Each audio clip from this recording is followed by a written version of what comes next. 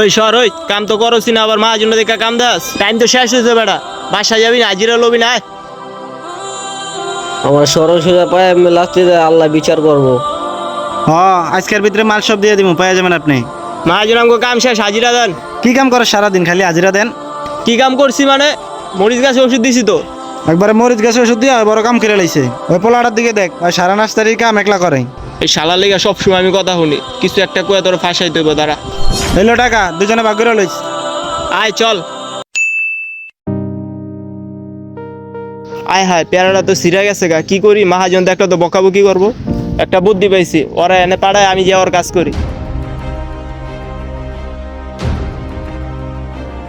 তুই যে আমার কাজটা কর, আমার অনেক খারাপ লাগতাছে, আমি তোর কাজটা করি। আচ্ছা ঠিক আছে ভাই। এবার তো তোরে পাইছি ফাঁসানোর সুযোগ, মহাজনরে যায় ডাইকা লই আহি। পেয়ারাটি কেমে সিরাত হয়ে গেছে? আহেন আমার লগে, দেন পেয়ারের সিরা কি করছে। না না মহাজন, আমি সিরি নাই। না মহাজন, ওর কথা বিশ্বাস করেন না, ওই জায়গায় কাজ করে, ওই সেরছে। তোরে আমি খুব কামের লোক মনে করছিলাম, তুই আমার গাছের ফল ছিল সব নষ্ট করে ফেলাইছস। পরে আন থেকে বাইর করে দেন। বাইর হ তুই আমার নার্সারি থেকে। আল্লাহ তুমি তো দেখছো 10 টাকা আর ছিল, ওই পেয়ারাটি সিরে আমার নাইন না আমার ফাঁসা দিল। আল্লাহ তুমি বিচার করো।